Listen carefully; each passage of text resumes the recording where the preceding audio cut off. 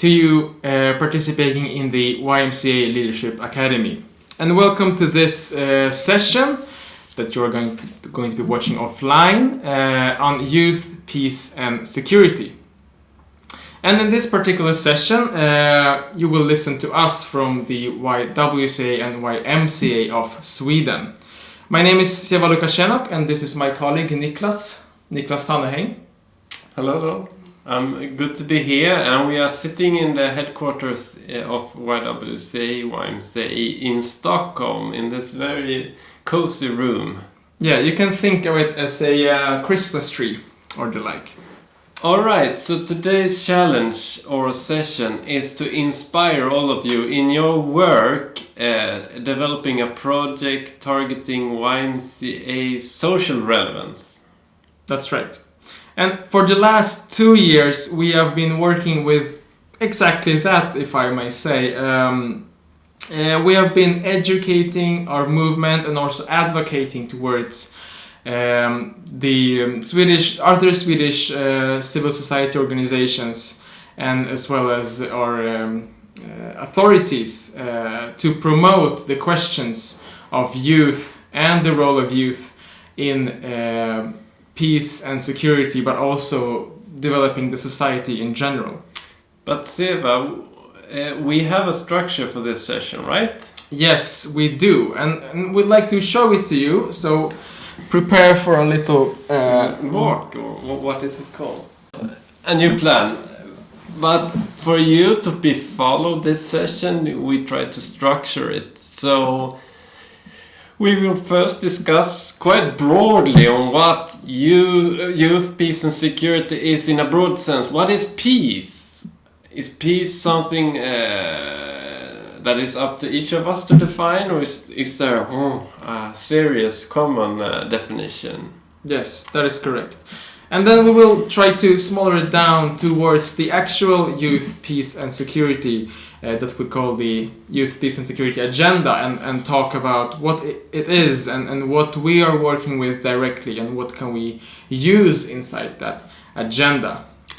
And then we will continue to put it into the perspective of the YMCA movement. So what can we gain from using the Youth, Peace and Security when it comes to our own movements and what we are doing? And how it relates to your task in your leadership academy training. Yes. So, to sum up, the purpose of this session really is to introduce the Youth, Peace and Security Agenda to you, but also to explain and develop and discuss the connections between the YMCA movements and youth, peace and security. Right, let's kick off then. What is peace for you, Seva? Yes, well, peace, I would like to use the terms or concepts maybe of negative and positive peace, which I think describes the different feelings towards peace that you can have. The negative one is the one that we usually think of directly. It's the peace absence of war. Yes, exactly. So peace is when you don't have a conflict or war.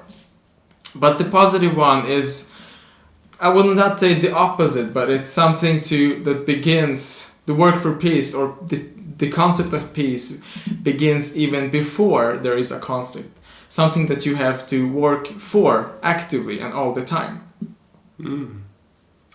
Yeah, and I think we also seen a lot of rising against authoritative powers, etc., all around the world and in Europe, meaning in societies who from outside look very peaceful, but where people and youth claim justice and peace in the same sentence. Exactly. And here we would like to do a small interactive exercise. And even though we are not with you online or live, we would like you to be with us during this short session. So please take a notebook and a paper or a pen, and if you don't have it with you just now, pause the video and go grab it. And we will ask a couple of questions throughout this learning educational video, and we just would like you to follow us and write down the thought that you have, and we'll see, maybe you'll change it towards the end of the session. So our first question is based on what we just said about peace, is YMCA as a movement organization a organization that works for peace? And in what way, if you will answer yes, in what way does YMCA work for peace? So take a minute or two and write down some thoughts to that question. And we will aim to find a good song while they are thinking, right? Yes. Take a listen. Yeah.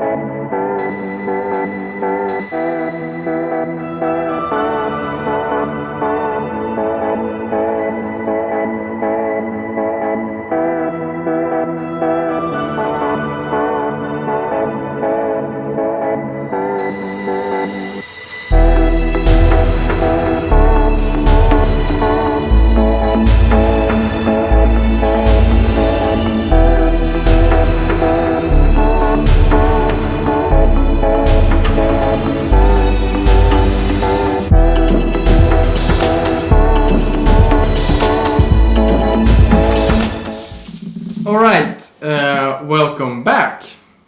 Meanwhile, we have talked a bit about peace in general, and as we were discussing, and maybe as you have been written down, you can see peace as different things, and you can work with peace in different ways. But today we will look at peace through the lens of what we call the Youth Peace and Security Agenda, and especially one resolution called the UN Security Council Resolution 2250. So let's start talking about this agenda and resolution more specifically.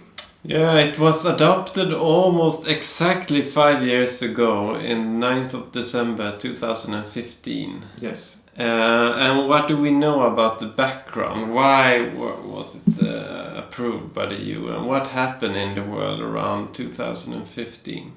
Well, one important thing to know and to bring forward is that today's generation of young people is actually the biggest youth generation in the history. I think it's somewhere around 25% of the global population. So 1/4 is actually young people. So that it was demographic argument. Yes, but then of course we have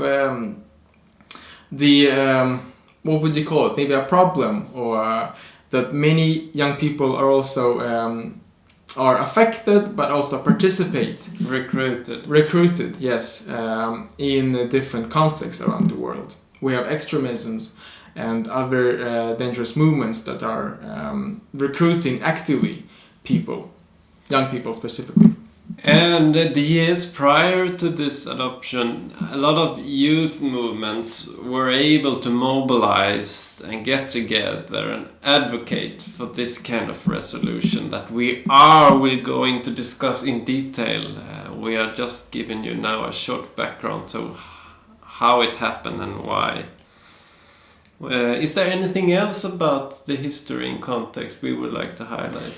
Well, one thing is that there are a couple of so-called resolutions, that is, documents that the UN, United Nations, are adopting or writing, that has been important for this specific resolution on youth, peace and security. And one is the resolution on women, peace and security that came, or that was adopted by the United Nations in 2000.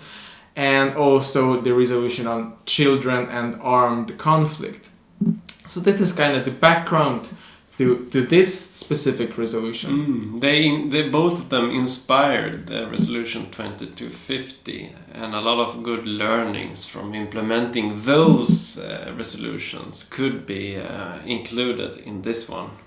Yes, and actually since 2015, additional resolutions has been adopted in the United Nations since that also are relevant to the Youth, Peace and Security Agenda. That's why we call it an agenda, because it's not only one resolution, but there's several things that is building up one whole. But today, just since it's an inspirational session, we will solely focus on the first one, resolution 2250. So let's dig into it.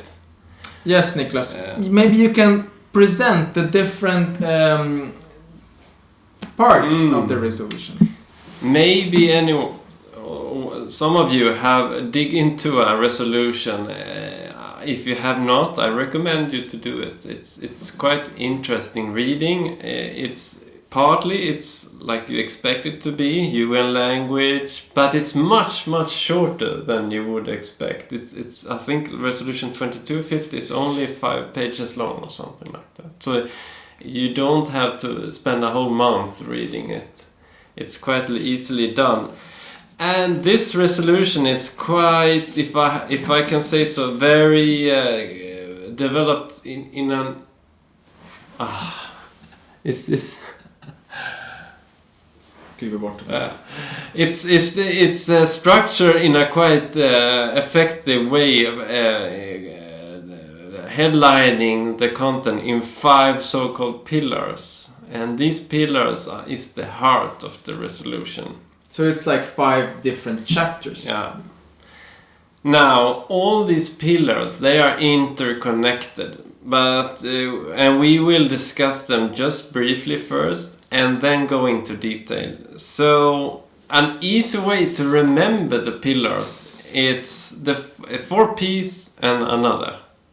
So the first pillar is participation, and this pillar is easily understood by the YMCA. It's about including youth in all kinds of decision processes, especially those affecting youth directly.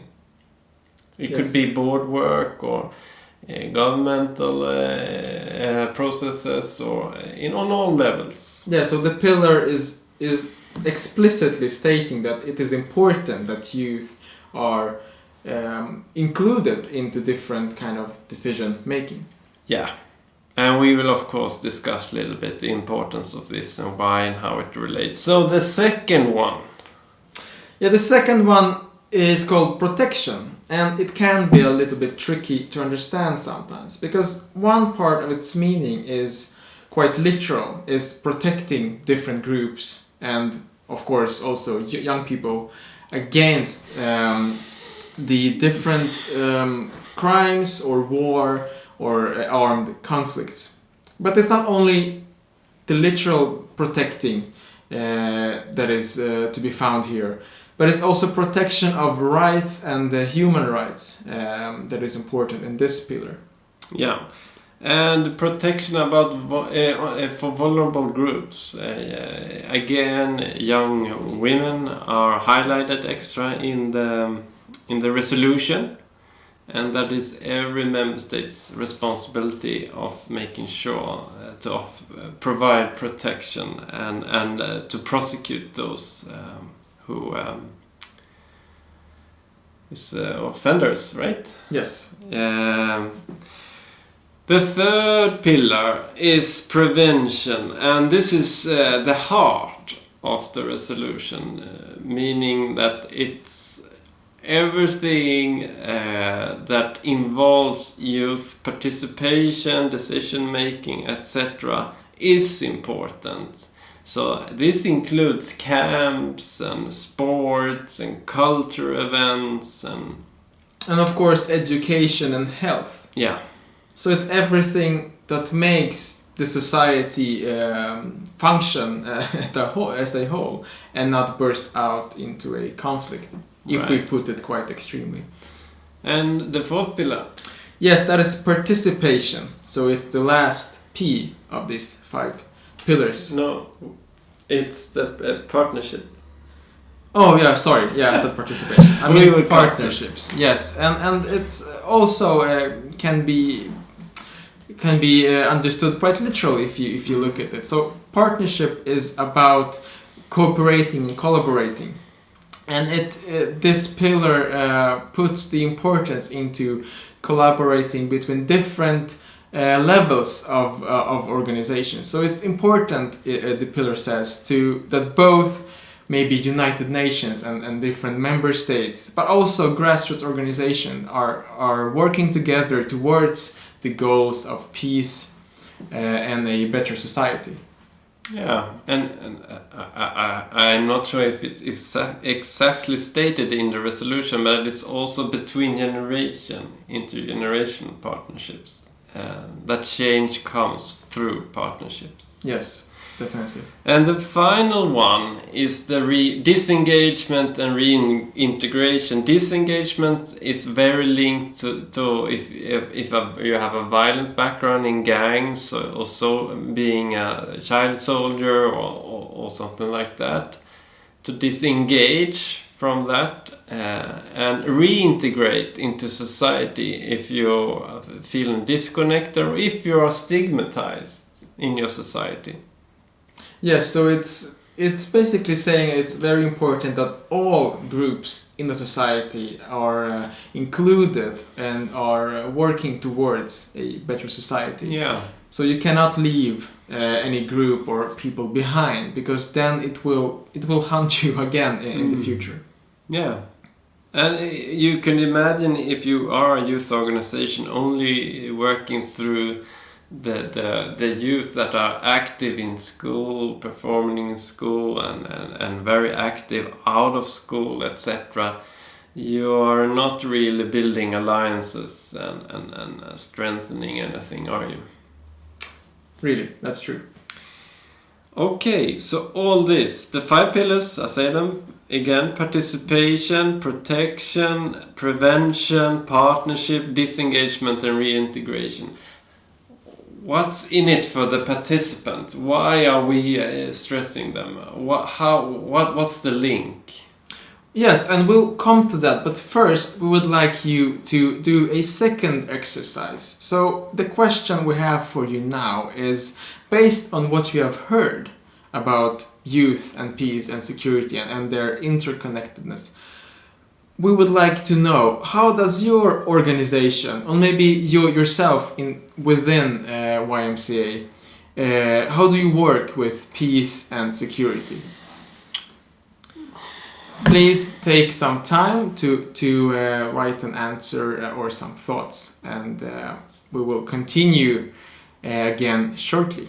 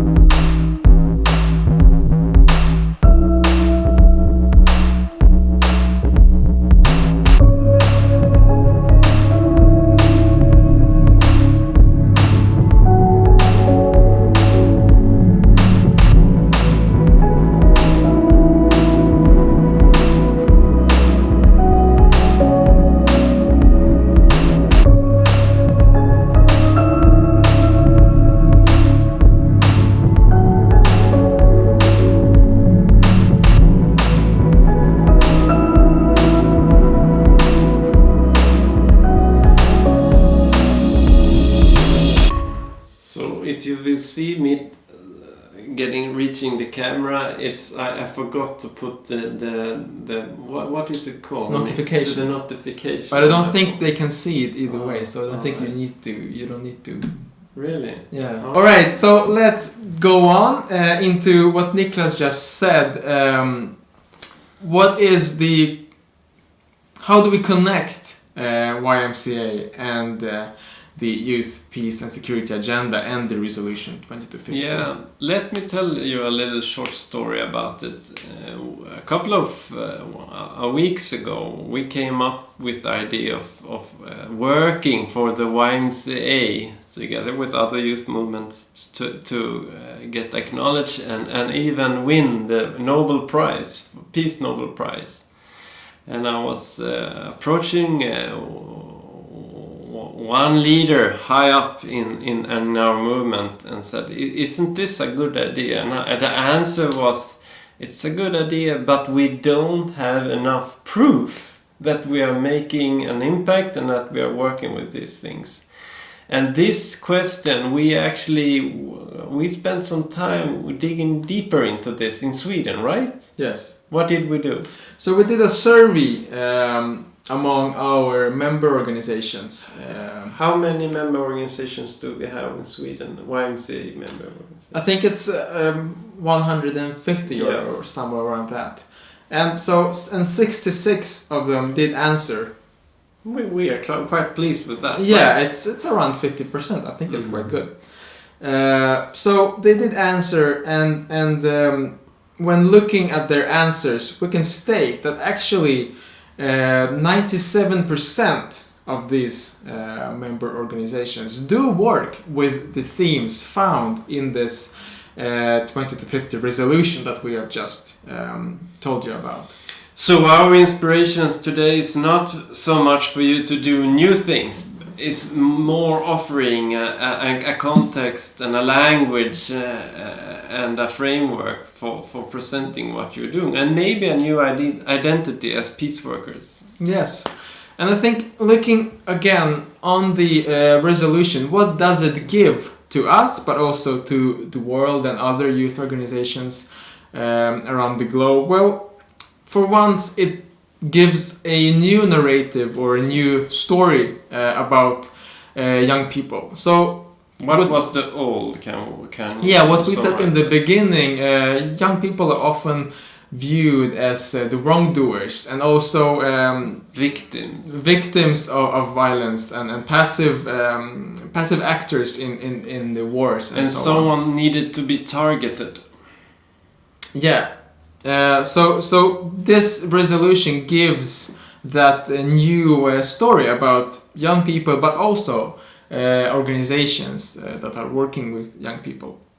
But also it provides recognition and legitimacy to us, YMCA, and other youth organizations that working with youth is actually working with peace. Yeah. And not only that, youth are more an essential actor, human rights bearing actor, needed for securing peace. So it's again going from a passive role to an active role and promoting role. Yes. And looking again to what we said about our survey, what we would like for you to remember is that we're all already working with peace in different ways through engaging with young people, giving them a space and learning maybe democracy and being included in different decision makings. But of course, we can also do more, and we can also see ourselves actively and explicitly as peacemakers. Mm-hmm. But before we look ahead, should we just again go back to the pillars and reflect a little bit on what kind of YMCA activities belongs to where? Mm. Yeah. So remember, we had the first one, participation, and again going back to our survey, this is one pillar that almost 100%, or was it 100%? It wasn't 100%, but it was very high. Yeah, almost all who answered said that yes, this is a objective that we feel for, that we work actively for, that the activities should be designed and carried out through the initiative and influence of the young persons themselves. So it is very important for a lot of YMCA organizations and member organizations of our YWCA, YMCA of Sweden, that young people are always there and included into what we are doing. But of course, it's not taken for granted. We know that we have some camps who are preset, pre-designed by adult organizers without the influence of youth. So we are not saying that this is completed, not at all. But it's recognized and actively addressed within at least the Swedish movement. Tell us more about the second one. You said it was a tricky one, the protection. What kind of, can you just specify in terms of YMCA actions, what would that be? Well, again, if we take a look to our survey, one specific question was do you work with human rights or the global development goals that you may have heard of? And even though many organizations do not actively or explicitly state that yes, we do work with this and this global development goal, you can still see that they are reflecting around it and are actually identifying themselves with the challenges and goals and ambitions found in the goals. So when it comes to protecting or protection, as I said earlier, it's not about protection of young people towards crime or conflicts only, but it's also about protecting the rights of different groups. And when working with human rights or global development goals, that is one of the key factors that you have to include. So when it comes to youth or YMCA activities, yeah, it could be supporting refugees or immigrants in the language barrier, governmental letters, etc. But it could be a training session on human rights or women's rights. Or supporting other groups that are usually discriminated against. Yeah. We have a couple of our member organizations who are, in the last couple of years, worked a lot with new citizens coming to Sweden, especially with the language barrier. Yes. And that also connects us to the last pillar, disengagement and reintegration, because it's one of the things that is important to do as well. Is to integrate and always strive that different groups in the society are included into working with society or with with everything, to be honest, to achieve the goals or ambitions of working towards a better society.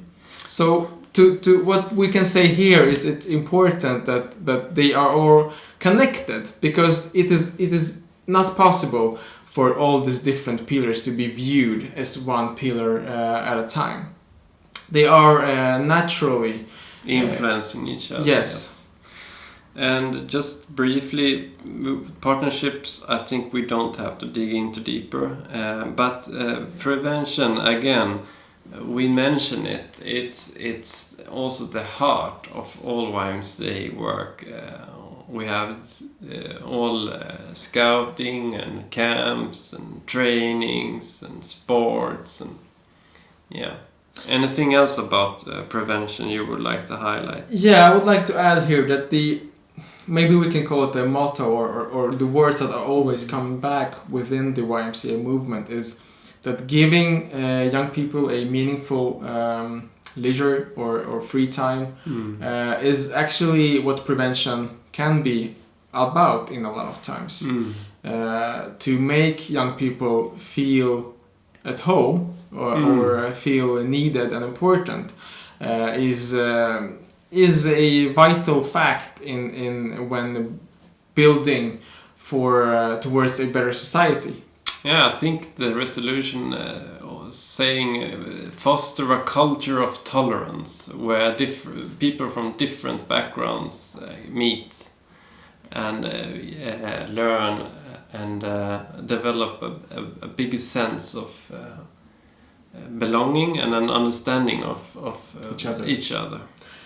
Yes, and to sum up this short session, we would like to point out a few recommendations. Yeah, before we do that, the survey we are talking about, it will be published maybe on English, but it will be published definitely in Swedish in January next year, where we are providing more insights on how a whole movement, like the Swedish movement, are working with the resolution. So, but that would be our second publication.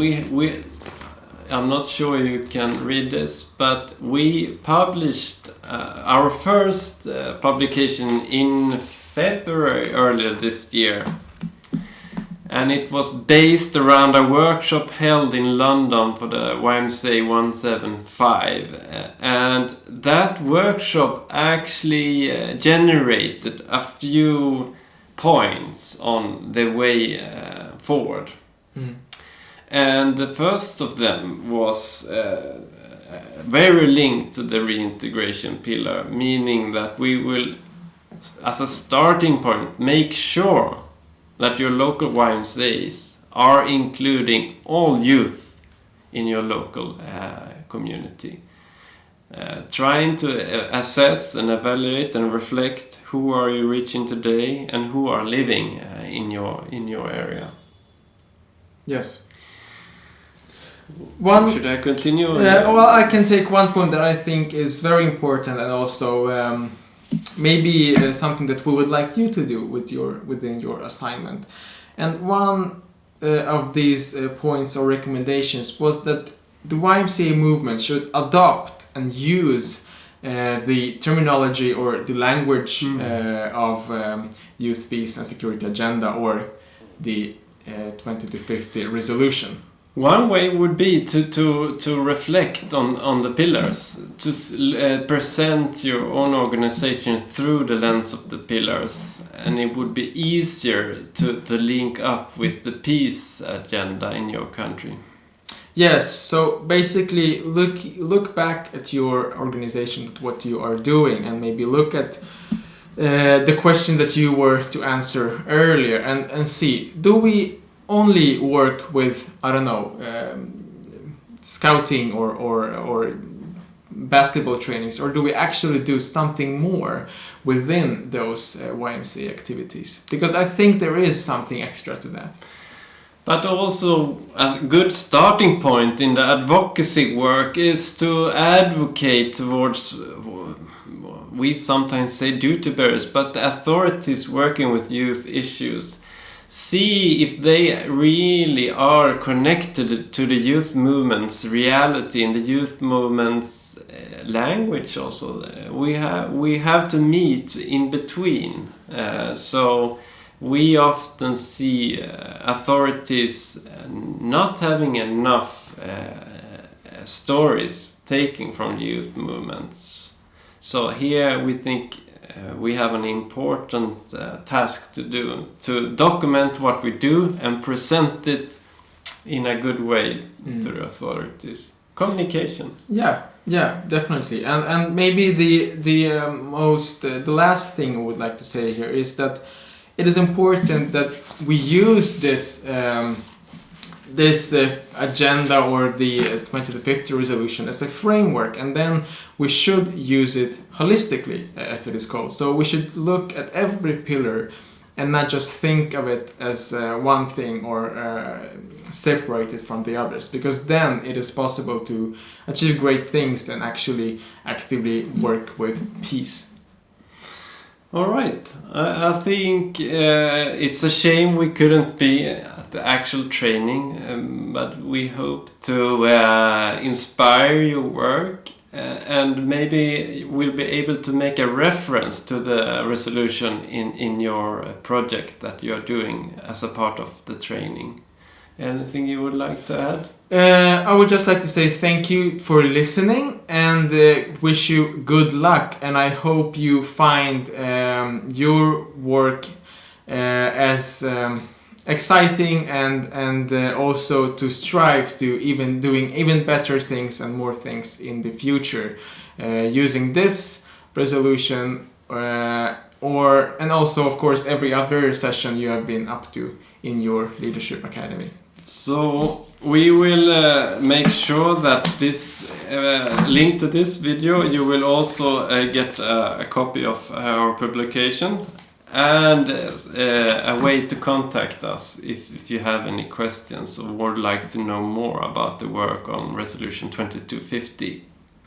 All right, thank you for listening to us. Have a good day or morning or evening, and well, it's too early. Yeah. We hope we'll meet you again someday in some different circumstances. Bye!